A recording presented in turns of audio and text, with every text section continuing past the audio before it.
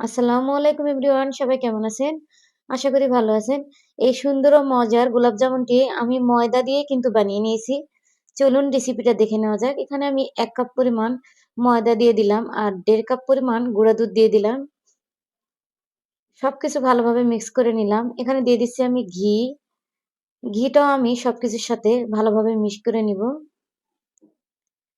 এই তো মিশিয়ে নিলাম। এখন এখানে দিয়ে দিলাম বেকিং সোডা। বেকিং পাউডার না, কিন্তু বেকিং সোডা দিয়েছি। আর এখানে দিয়ে দিলাম গরুর জাল করে রাখা দুধ। আর এই ডোটা কিন্তু বানিয়ে নিতে হবে একদম নরম আকারে, কারণ এটা শক্ত করে বানিয়ে নেওয়া যাবে না। আর এখানে আমি ৫ মিনিট এটা ঢেকে রেখে দিয়েছিলাম সাইডে।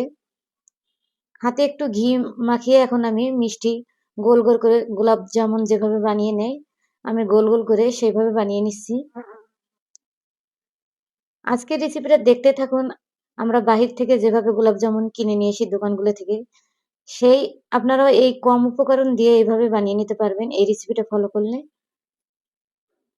আমি সবগুলো বানিয়ে নিয়েছি। এখন এখানে কড়াইয়ে তেল দিয়ে দিলাম। উষ্ণ গরম অবস্থায় আমি মিষ্টিগুলো ছেড়ে দিয়েছি, কারণ গরম তেলে মিষ্টিগুলো ছেড়ে দেওয়া যাবে না। এখন আমি একটি কড়াইটা ঝাঁকিয়ে ঝাঁকিয়ে সবগুলো ঘুরিয়ে নিচ্ছি। এখন আমি উল্টে পাল্টে সবগুলো ভেজে নিব। চুলার আঁচটা এই পর্যায়ে কিন্তু আমি লো করে রেখেছি।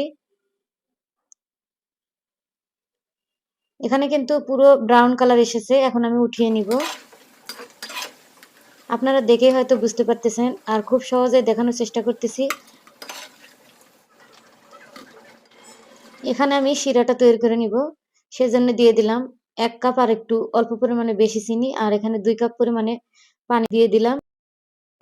আর একটা এলাচ দিয়েছি আমি। শিরাটা হয়ে গেছে। এখন আমি মিষ্টিগুলো দিয়ে দিচ্ছি। মিষ্টিগুলো দিয়ে আমি ৪ থেকে ৫ মিনিট জাল করে নিব।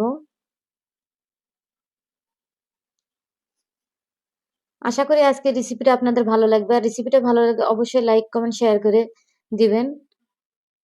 চুলাটা অফ করে নিয়েছি। এখন আমি ১ ঘন্টা এটা রেখে দিয়ে, এই দেখুন ১ ঘন্টা পরে কতটা মিষ্টিটাতে শিরাটা, সবগুলো শিরাই কিন্তু একদম ঢুকে গিয়েছে, একদম টইটুম্বুর হয়েছে। আপনাদের দেখিয়ে এখন পরিবেশন করে দিচ্ছি। আমি উপর দিয়ে শিরাগুলো দিয়ে দিছি। এখানে কিন্তু সব শিরা একবারে চুষে নিয়েছিল, মিষ্টিগুলা টইটুম্বুর হয়েছে। আপনাদের আমি কেটে দেখিয়ে দিব। উপর দিয়ে কিছু আমি পেস্তা বাদাম দিয়ে দিলাম, এটা দেখার সৌন্দর্যের ক্ষেত্রে। আপনাদের কাছে না থাকলে আপনারা এটা স্কিপ করতে পারবেন। এই দেখুন কতটা সুন্দর হয়েছে।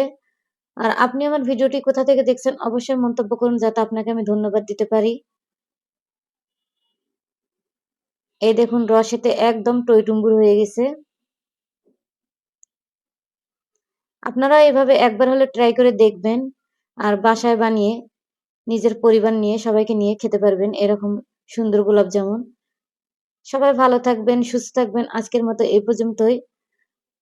আবারও কোনো নেক্সট ভিডিওতে কথা হবে। সবাই ভালো থাকবেন।